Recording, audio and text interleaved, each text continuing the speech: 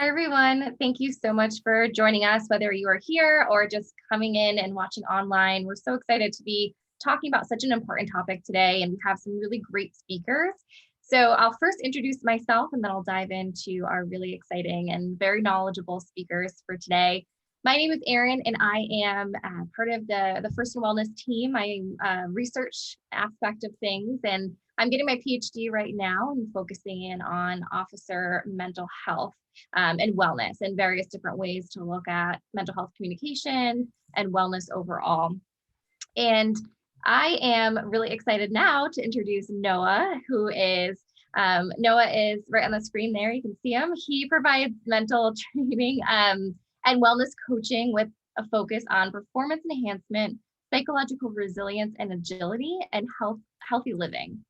He's also a mental health first aid instructor, a national board certified in health and wellness coach, works for Well Coaches, certified professional health and wellness coach with a PhD in sport and exercise psychology, and is now a professor and program coordinator for the wellness coaching postgraduate program at Humber College in Toronto.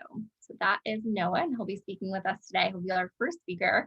And then Simon. So Simon is a certified in health coaching and lifestyle medicine. He's the CEO of Health Coaches of Australia, the School of Health Coaching. He is also on the teaching faculty with Well Coaches USA, also the director of Australian not-for-profit Practice Excellence Institute. And Simon has extensive experience working with first responders and ex-military personnel to assess and treat PTSD, which is one of the things we're going to be talking about today. So a wealth of knowledge between these two. Also on with us is Danielle with First and Wellness, and she is the founder and kind of the whole groundwork for the organization. So we'll hear from Danielle a little bit later. But to kick us off, we're going to start with Noah. So Noah's going to talk a little bit about some of the aspects, the main points of today. And again, this is really to talk about psychological health and awareness and response, and to really dive deep into some of the tools that you can use to help yourself and your peers as well. So I'm going to pass it off to Noah. Thank you so much, Erin. And thank you all for being here today. And anytime that I do any workshops or work in mental health, I always like to start off by not only thanking you for being here, because as much as all of us really like each other, if you weren't here, we'd just be talking to each other. So it's nice to have some other people here. But not only do we thank you for being here, but your coworkers thank you, your family thanks you, your friends thank you, and your community thanks you, because this is a really important topic. It is something that touches and affects all of us.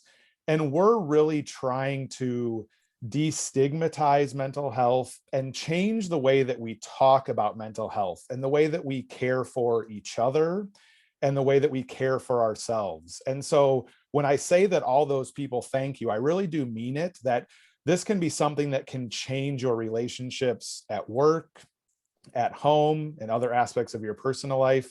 And really, not to sound too over the top, can really change the world and change the way that we deal with each other and the way that we support each other, particularly those of us who are struggling with mental health.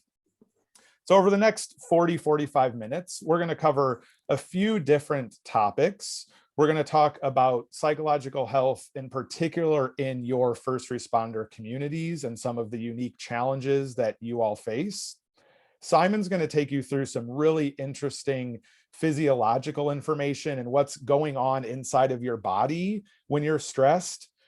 It's really important for us to understand physiologically what's happening to us.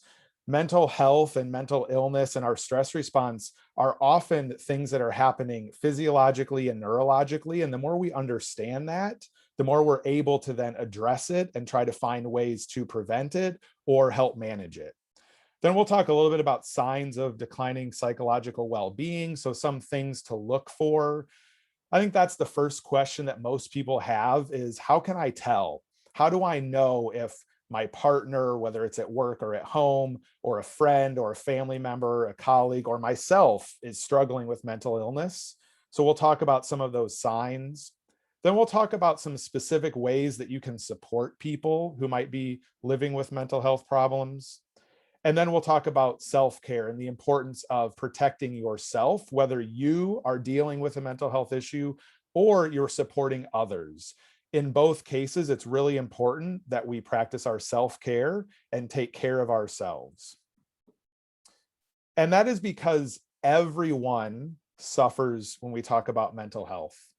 Recent research says that 1 in 5 Americans will have a mental health problem in their lifetime. And if we think about it, so that's 1 in 5, those are only the people who report it. So we can imagine the numbers are even greater.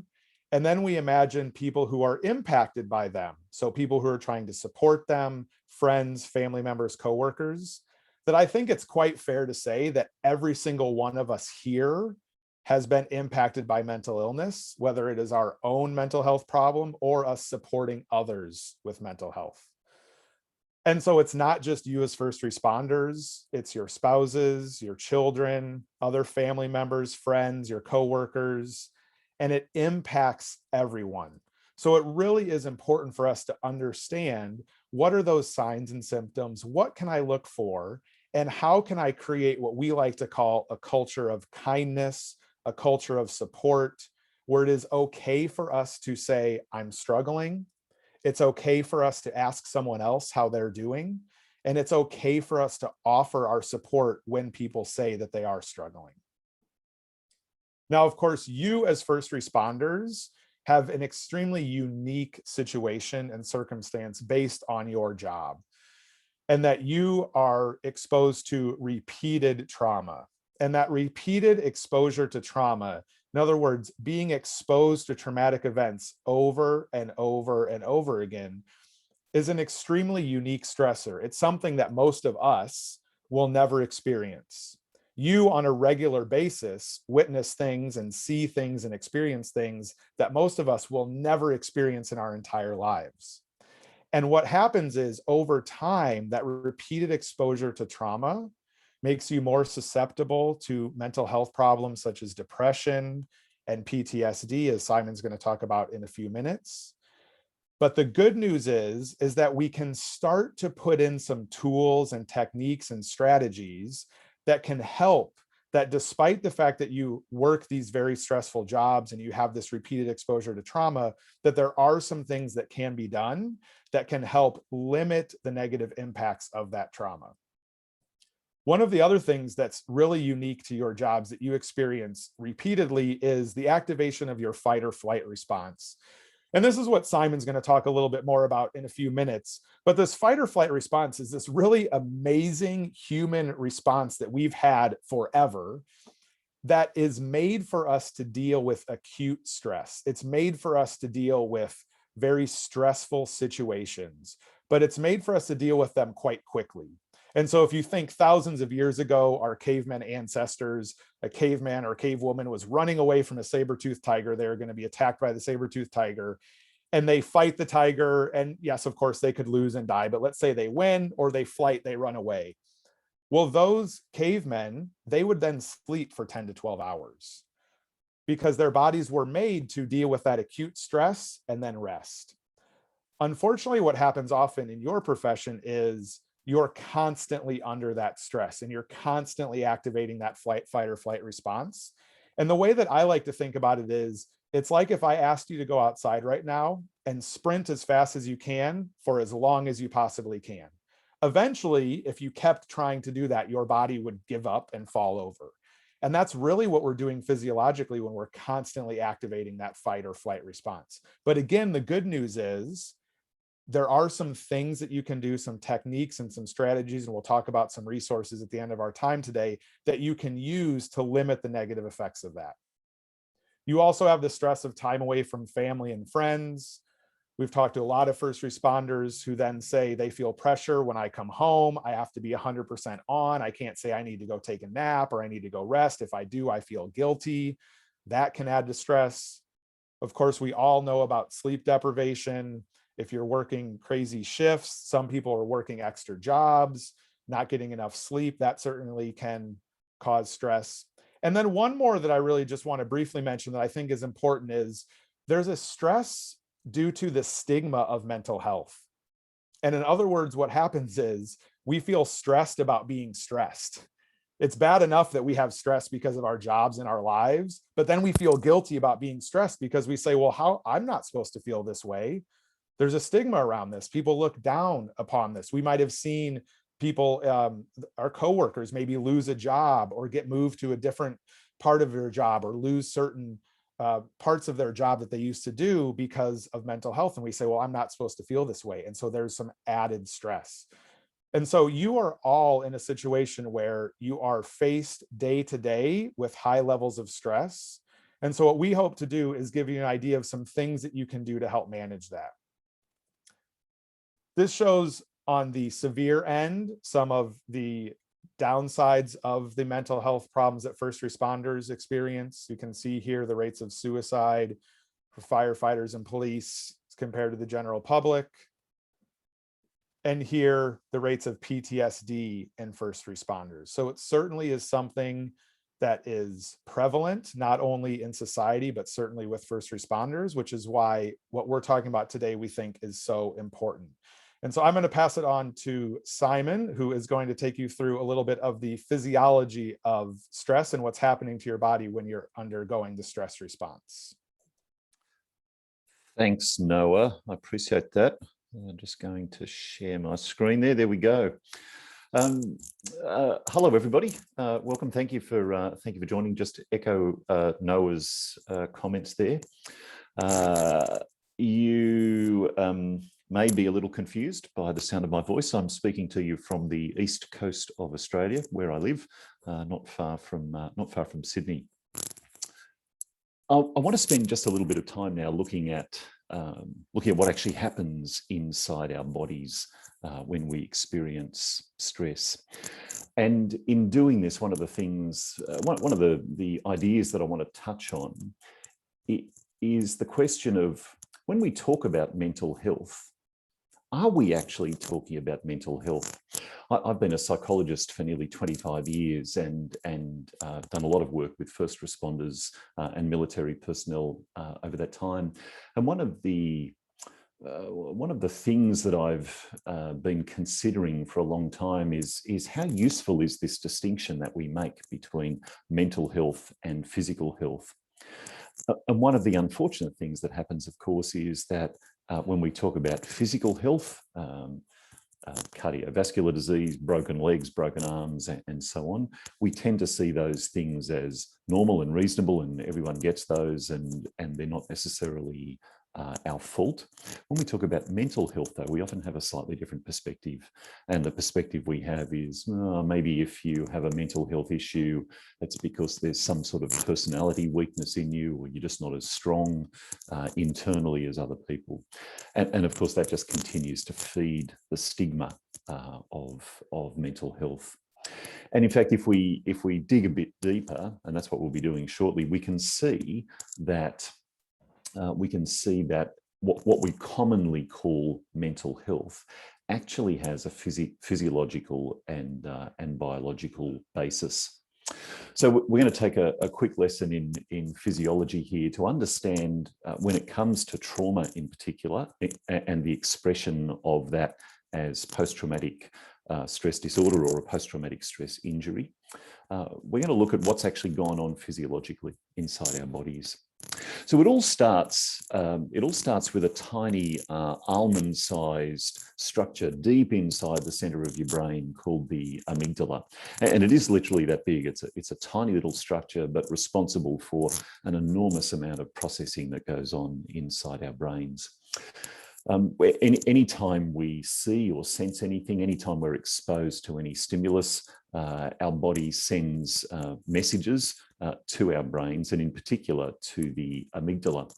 The job of the amygdala is really to keep us alive.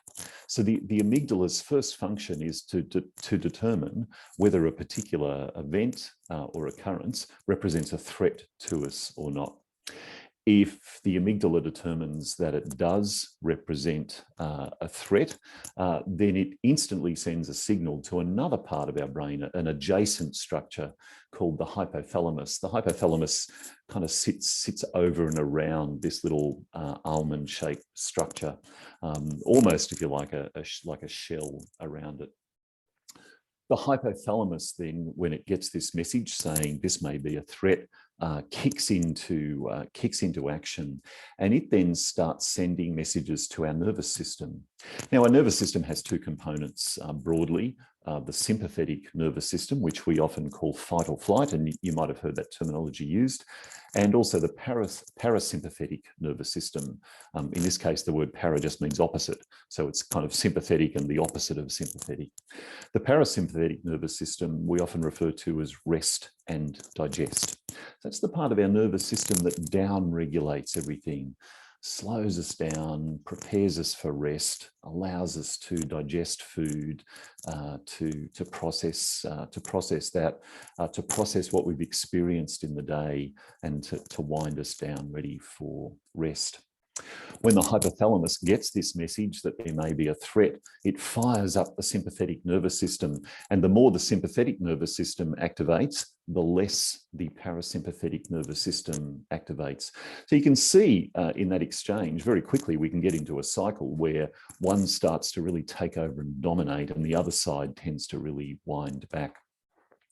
That then leads to the feelings that we experience. So our bodies then release hormones like cortisol, the stress hormone, adrenaline, noradrenaline, and all of these hormones act on our bodies to support us to survive, to support us to engage in fight or flight.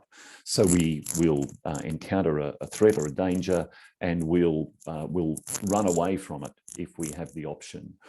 Or we'll feel the surge within our bodies, ready to defend ourselves, stand our ground, and make sure that we're going to come out of it at the other end. Like Noah said before, it's been with us for millions of years, superbly useful function because it's kept human beings alive for all of that time. But importantly, we have very little immediate control over this system. It does what it's going to do. We can't think our way out of it. We can't be faced with a threat and instruct our amygdala not to interpret that as a threat. The amygdala does what it's going to do. It instructs the hypothalamus to do what it's going to do, and on we go. And that makes sense, because we wouldn't want a survival system that can be overridden so easily. So it makes sense that this entire system acts on its own to keep us alive and to fire us up in this way. So this is one of the reasons why when we feel stressed, we can sometimes experience difficulty with indigestion, difficulty settling down, difficulty feeling relaxed, difficulty going to sleep, because the parasympathetic nervous system is not being allowed to perform in the way that it might. Those stress hormones that you can see along the bottom there, cortisol, adrenaline, noradrenaline, they all serve a metabolic function as well. So they fire up our bodies to act in particular ways.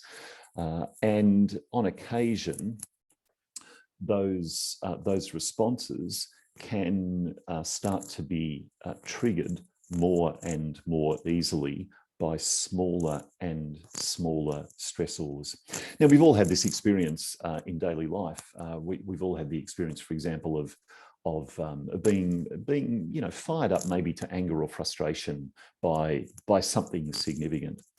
And then when that happens again and again and again, the sorts of things that fire us up tend to get smaller and smaller and smaller. And when it goes on for a long time, we find that sometimes the most minor things can get us super, super irritated in a way that just seems all out of proportion to the size of what's going on. And one of the reasons that we think that happens is because the sympathetic nervous system is essentially being overactivated, and it's reaching this point of being constantly on high alert, not just available to respond, but actually responding all the time and triggering us all the time into these sorts of responses. Ideally, those systems kind of seesaw, they balance each other out. So the sympathetic nervous system kicks in when it needs to, and then our bodies recognize that, that the threat's gone, and that winds back. And then the parasympathetic nervous system comes into action and allows us to settle down. We think what happens with repeated exposure to trauma and repeated exposure to stress is that we just keep driving the sympathetic nervous system more and more and more towards being switched on all the time.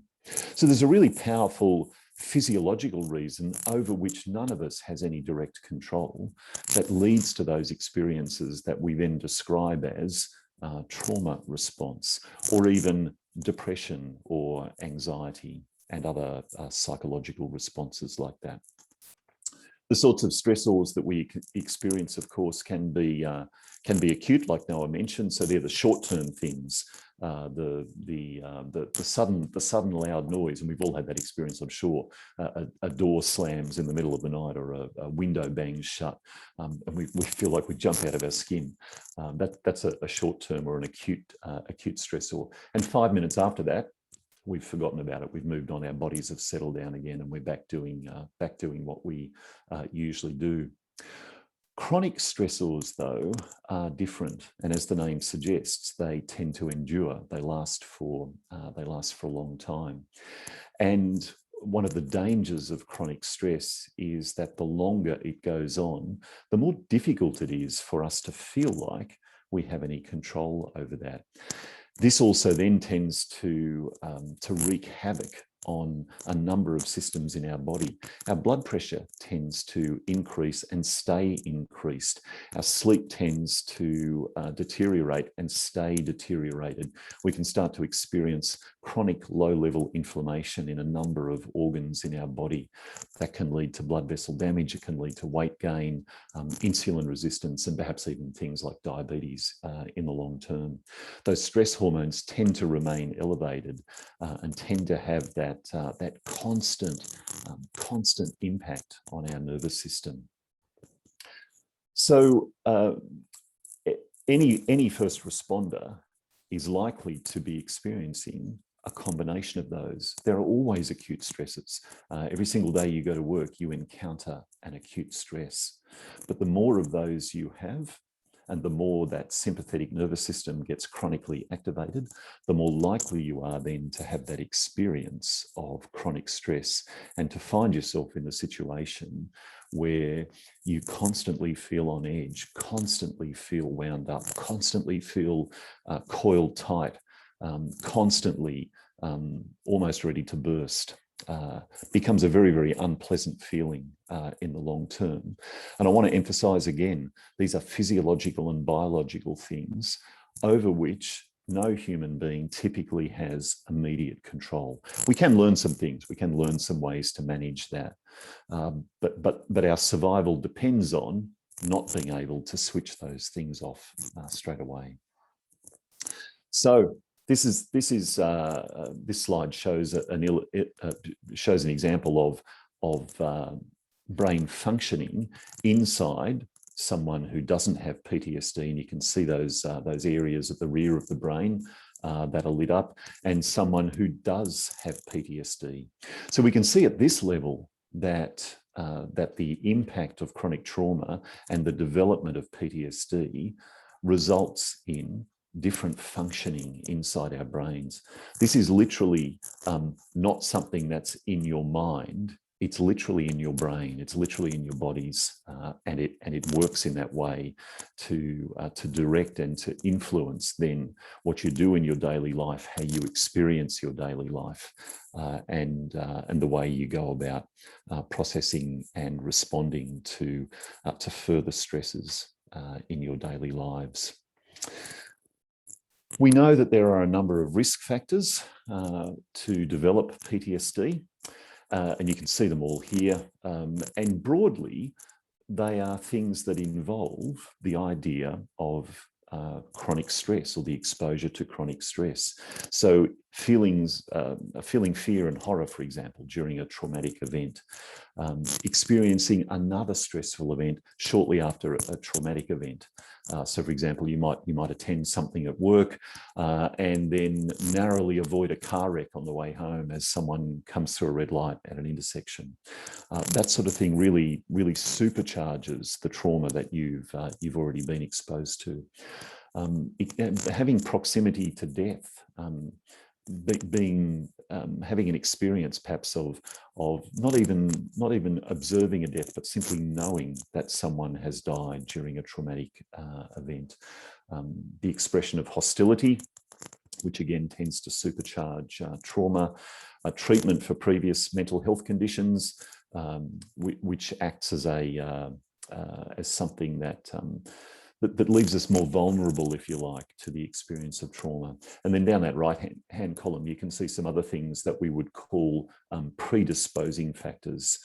If you're a supervisor in the fire service, you're more likely to be at risk of PTSD for a number of reasons, including things like length of service. You're likely to have served in the fire service for a much longer time. You're likely to have been exposed to a much larger number of traumas. Similarly, if you started work as a firefighter at a young age, if you already hold some negative views of yourself, and if you're unmarried, and the mechanism there is very straightforward. We know that social support makes a difference. We know that being connected in really deep and personal ways to other human beings helps all of us to modulate the impact of stress and trauma on ourselves. Some of these things are things that we can manage. So some of them are things that we can influence, but a lot of them aren't. A lot of them are, as the name suggests, predisposing factors. They're there whether we like it or not. And our task then is to learn ways that we can manage the impact of those. So I'm going to hand back to Noah now, who's going to walk you through the next section related to how we can recognize when this might be occurring. Thank you, Simon. And as Simon's talking, what's really coming to my mind is really reinforcing that this mental health is a physiological and medical condition. It's not a character flaw. It's not a sign of weakness. It's not a choice that you've made to be weak or susceptible to things. It is a medical condition. And we think about the difference in the way that we treat people living with mental health problems as opposed to physical health problems. It's really quite shocking. Simon's, as he mentioned, in Australia. I'm up here in Canada.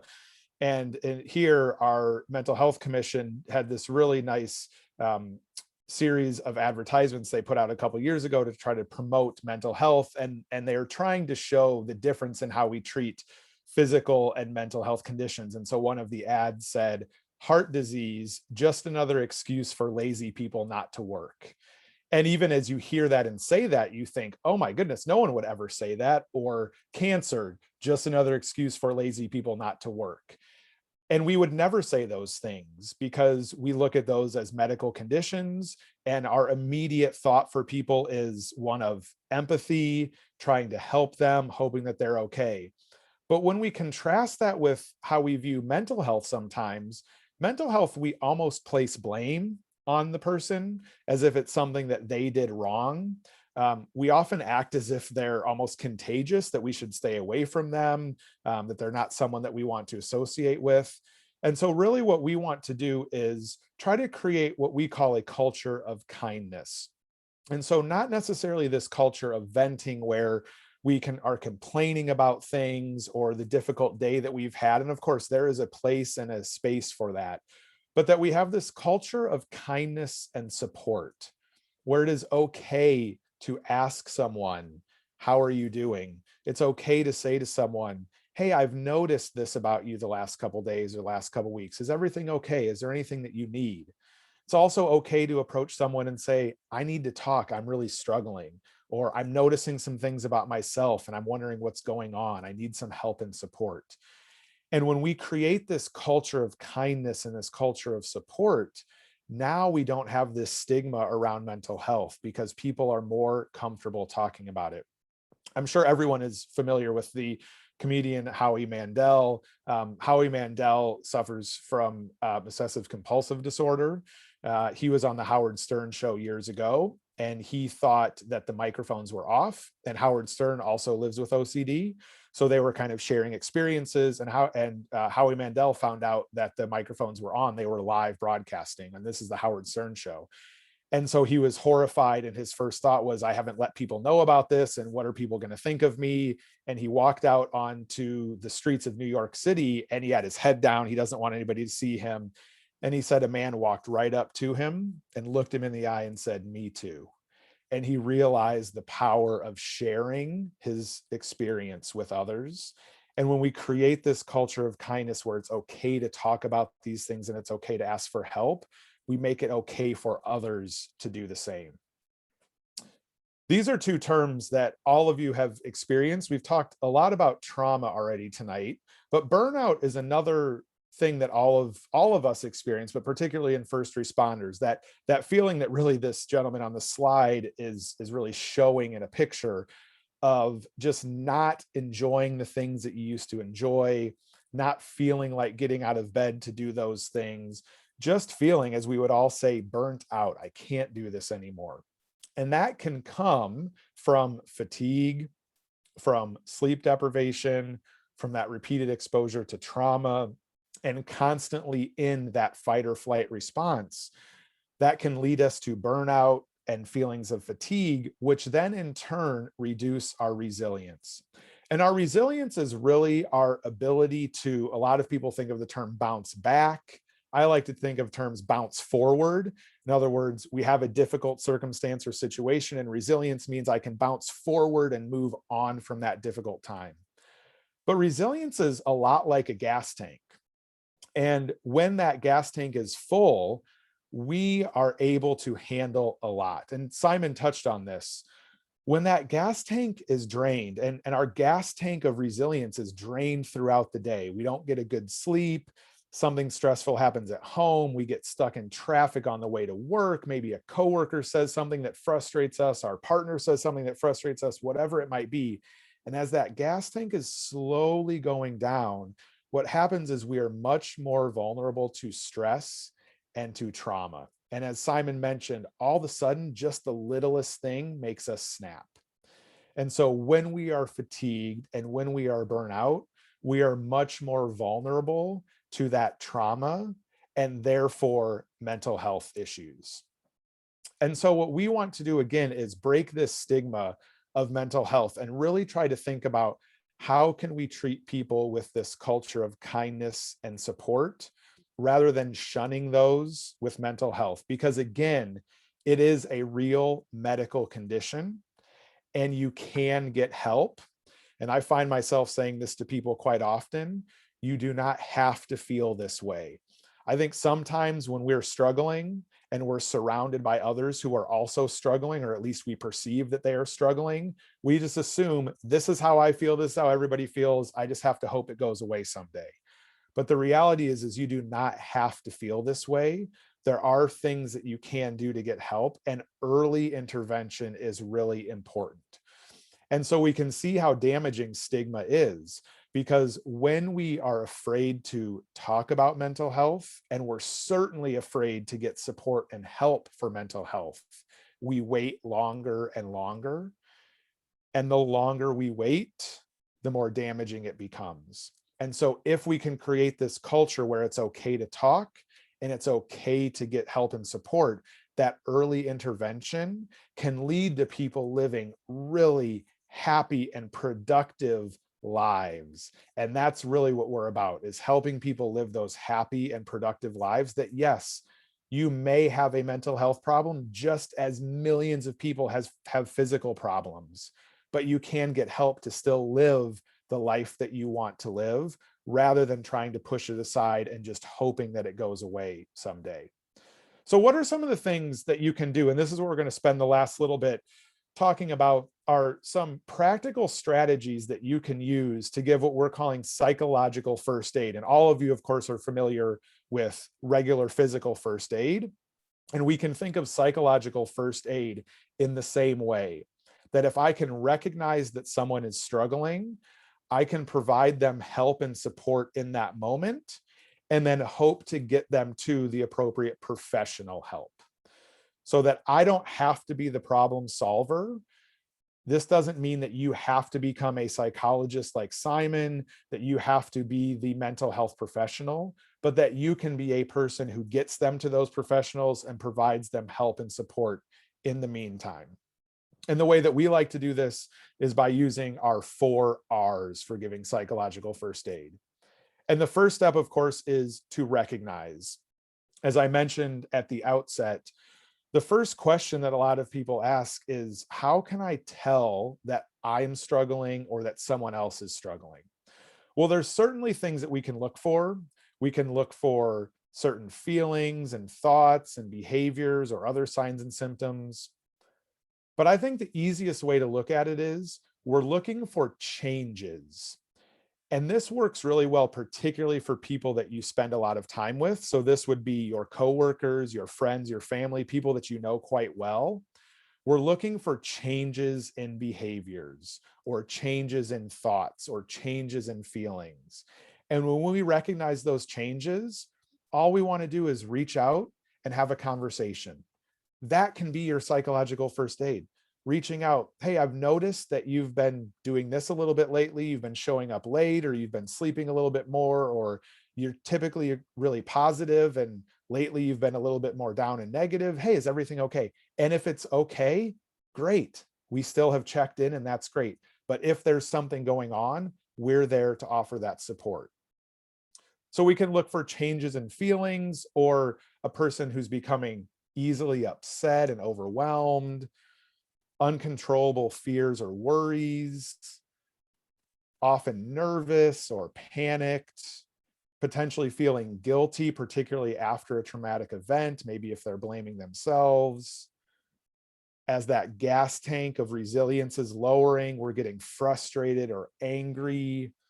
Maybe someone who used to be extremely confident, always sure of themselves, now lacking in that confidence, changes in their mood, being indecisive, constantly disappointed. And again, bottom line is we're looking for changes. We have a baseline with this person, and all of a sudden something seems a little bit different. And there might be a completely reasonable explanation for it. All we want to do is check in, because we have that culture of kindness and we're checking in to say, I've noticed this, is everything okay? Thoughts are a little more challenging for us to notice in others unless they're expressing them, but these might be things that we notice in ourselves. We start to just feel a little bit off, maybe some really irrational fears of dying or something really terrible happening to us, feeling like a failure or blaming ourselves or that we're worthless. Certainly any thoughts of life not being worth living or any suicidal thoughts we certainly want to address. Having dreams or flashbacks of traumatic events, that constant worrying that Simon alluded to, or we're constantly in that state of fight or flight, or having these thoughts that we just can't get rid of, that thought that just keeps coming and popping in. We might notice, again, these and others if they're sharing this with us, but these are things to start to pay attention to ourselves as well.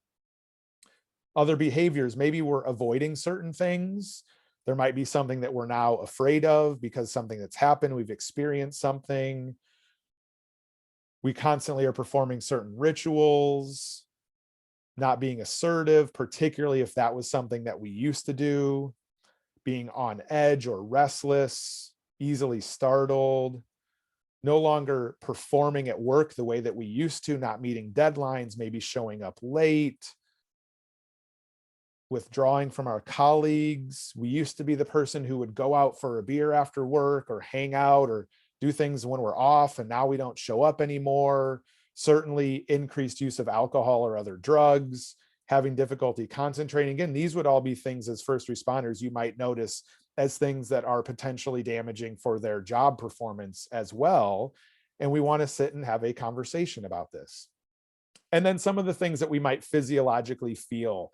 So constantly feeling on edge, increased heart rate, shortness of breath. Certainly if we are having any nausea or vomiting, stomach pains, children, particularly when they are dealing with mental health, experience these physiological things, they can't often explain their feelings, but they might have some unexplainable muscle tension and pain, or again, those stomach aches. You might feel detached, have trouble sleeping, feeling tired even if you are getting sleep, constant headaches, changing in appetite, weight loss or weight gain. So again, with all of these, what's really important is for us to look for these changes. We're looking for changes in behavior, and then we want to have a conversation with the person. I've noticed this. I care about you. I want to see if everything's okay. Is there anything that I can do to help you? So I'm going to pass it off to Simon, who is going to give you the last couple R's of things that we can do to support those and ourselves when we're dealing with mental health. Thanks, Noah. And I really want to emphasize there this idea that if we learn what changes in people's psychological health look like, we can recognize this. One of the great it's a great tragedy that I used to experience in my work with first responders out here. I would often talk with supervisors, managers, fairly senior people leaders in first responder and military organizations, and I would often hear them say things like, I knew things weren't quite right with that person. I just didn't know what to say. And that's a tragedy for a number of reasons, partly because it prevents the person from getting the assistance that they need, but also because what we need to say is not from the playbook of psychology. It's just everyday conversation. It's something that we can all do and all say. The other sadness that I used to experience was hearing people say, yeah, but depression, PTSD, anxiety, they're not like a broken leg, are they? Because you can see a broken leg. And that's true, you can see a broken leg, but you can only see a broken leg if you know what to look for. Not all broken legs break at 90 degrees in a really obvious way. And sometimes we need imaging diagnostics to be able to determine that a leg's broken. And sometimes we need training to be able to understand how to interpret those. The significant takeaway here, of course, is that we can all learn that. We can all learn to recognize what that looks like. And changes in psychological functioning do, in fact, have signs, indicators that things are shifting. And I really appreciate Noah's opening to this. What we really need to look for is the idea of change. Out here in Australia, where we have hot sun for a lot of the year, we have a lot of TV and radio and newspaper campaigns aimed at skin cancer detection. And one of the messages that's constantly voiced is the idea of look for changes in your skin. Makes sense. But in order to notice a change in your skin, you need to know what it normally looks like. You need to know what it usually looks like. That's how you detect the change. And in the same way, it's important for us, for the people around us, for the people in our orbit, our friends, colleagues, family members, co-workers, children, parents, brothers and sisters, and so on. Important that we really know them well, that we really take the time to recognize who they are, what's usual for them, so that when things start to shift away from that, we can in fact notice that early and can then take that action to support them. And the way that we can support someone, as Noah suggested, is very, very simple. It's as simple as saying, I'm a little bit concerned about you. I've noticed this. I've noticed you're just not coming out for beers after work anymore. I notice you don't join us for lunch anymore. I notice you're a lot quieter than you used to be. I notice you seem distracted. I notice you seemed sad when you walked out of the bathroom the other day. Things like that. Anything at all that we notice that we can just say to the person, this is what I've seen. And then of course follow that up with, how are you doing? How are you doing? How might I be able to support you? Don't be put off if someone says, no, I'm fine. Everything's okay. What we can best do in that situation is not push the person too hard at that moment, because of course that might lead to the person saying even more strongly, no, I'm okay, I don't want anything. But tuck that piece of information away and circle back to it a few days or a week later. I know you said a week ago that things are going okay, but over this last week, I've also seen these things, and I'm still really concerned about you. And just maintain that gentle presence and saying to the person, I'm seeing this, and I'm concerned about you, and I don't want this for you. After that, of course, it's not our job to try and fix that for the person. We don't need to be the person to try and solve that for them. And again, we say this because a lot of people express the idea of, I don't want to say anything because I don't want to open a can of worms, or I don't want to say the wrong thing, or I don't want to push them over the edge. And I want to encourage you by saying that if you make straightforward expressions of care and concern for someone, if you offer to assist them to get some support, there is really nothing in there that's going to push someone over an edge or say something that's going to complicate the situation for them. You're simply making a very human expression of desire to help. In the same way as if you were walking down the street and you saw someone collapse on the street in front of you, you'd run over to them and say, are you okay? Is there something I can do to help? Is there someone I can call? So the next thing that we should do is bear in mind this idea of helping this person to get some support for themselves.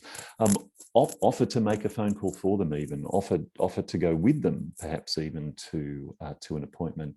We've got a lot of resources that we'll be able to share with you in relation to that. It's also important to recognise when something might become a 911 situation. So if you're hearing someone speak darkly about their future, or even directly threatening suicide, if you notice a sudden change in mood, even if it's a change to positive mood, importantly, even if someone moves from what seems like a dark space into a lighter space, and it happens very suddenly, that's a time to be very, very concerned. And in those circumstances, we shouldn't hesitate to if necessary, literally call 911, but certainly treat this as a situation which demands some immediate attention. And then importantly, it's important that we take time to replenish ourselves, to recognise that that conversations like this, as beneficial and useful as they are for the person, can take a toll on us as well, and can temporarily deplete our resources. We don't need to fix or solve anything, but we can do some things to support ourselves. One of my favorites is simply the practice of breathing, and there's a terrific technique of breathing that's in fact often used by the military and first responders. It's called box breathing. You might have heard of it. Box breathing works to a rhythm of 4. So we breathe in for 4, pause for 4, exhale for 4, pause for 4, and you can see the box idea developing there. You don't need to breathe deeply. Just slow your breathing down, allow yourself to calm down.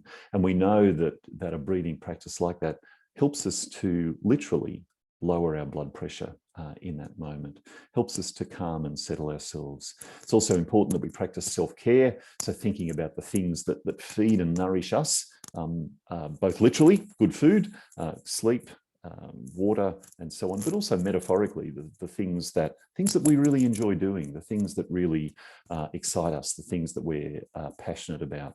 And it's important that we increase those if we feel stressed, in that kind of dose response way. So if you're feeling a mild headache, then you might rub your temples. If you're feeling a stronger headache, you might take 1 painkiller, and if you're feeling a very strong headache, you might take 2. So in the same way, we can increase the things that we do to look after ourselves when we're feeling particularly stressed. You can also do things across time that support you to increase your own psychological resilience. And this can start anytime with any person, and we can all take a step towards building our own set of internal resources. These internal resources help us to better manage the stresses that come our way in daily lives. Some of those stresses are predictable. If you're a first responder, you can be pretty sure that you're going to be called out to particular types of events with a reasonable degree of regularity. But some of them are also unpredictable. Sometimes we encounter stresses that are just beyond our comprehension, beyond what we might have expected.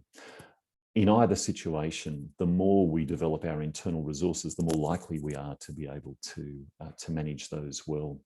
Find a strong social support network, build that social support network, both at home and at work. Connect with your colleagues, connect with your friends, stay connected to your family members. Develop a practice of allowing them some insight into you so that they get to see who you are. They get to see who you are when you're functioning well, and they get to see who you are when you're being impacted by something as well. Social support alone, social connection has a huge difference on our health outcomes. And that's been borne out particularly by a lot of current research that we're seeing. Learn to cultivate positive emotions in yourself. Gratitude, optimism. Make a practice of gratitude, if you like. Develop the practice of acknowledging to yourself at the end of each day some particular things that you're thankful for. They don't need to be huge, little things. I had a great cup of coffee at lunchtime. I enjoyed getting out in the sun. I got a run of green lights on the way home. My dog licked me when I walk in the door. Anything like that you can say to yourself you're thankful for is valuable in this context. Pay attention to the emotions that you experience, particularly if you experience excitement, joy, happiness, connectedness, fulfillment, achievement, all of those things. Look for opportunities to experience those and look for opportunities to call them out to yourselves. Learn to recognize that negative emotions aren't bad. When you experience sadness, when you experience a sense of despondency or being upset by something, that's your body telling you that something's going on. It's not a bad emotion. We often talk about those as negative emotions, and that language can be unhelpful because our tendency then is to think we should be avoiding those. In fact, we can use those as ways of understanding more about ourselves and more about what we need in our daily lives. And then there's other things that you can practice. Tension and trauma releasing exercises. And you can find out information about those, and you can find practitioners who may be able to work with you on those as well. Simple things, going for a walk, moving your body, exercises like that can make a big difference to our psychological resilience. So a number of things that we can do. Above all, I really want to emphasize this idea of naming positive emotions, really looking for the goodness when we're surrounded in our daily lives and in our daily work by episodes and incidents of darkness and negativity. It becomes important to remind us that the other is also there. That doesn't represent the whole world. It just represents what we've experienced on that day.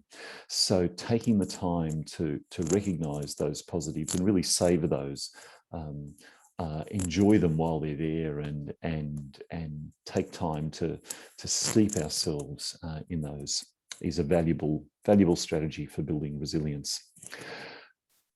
Beyond all of that, jump in early. We know that the sooner that we respond to changes in our functioning, the better off we are.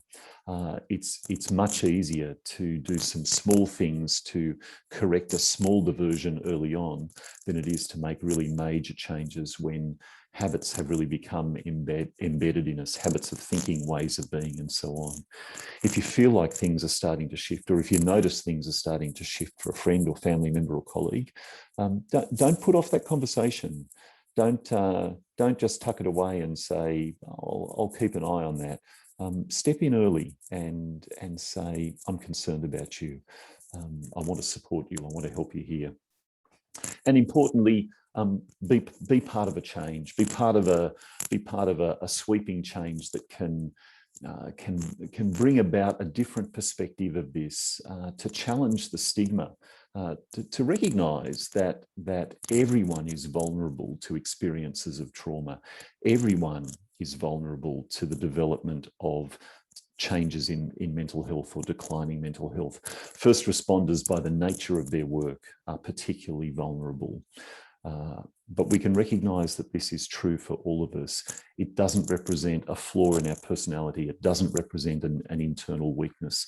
It simply represents our bodies responding in the best way they know with the situation that they're confronted with. So when we put it all together, what have we got? Well, be bold, be prepared to talk about this, because that really does help to challenge the stigma. That helps to change things over time. Those changes aren't immediate, but the more we talk about it and the more we're open about this, the more things will shift. Listen to what people are saying, and listen with your whole self. Listen with your eyes, listen with your ears.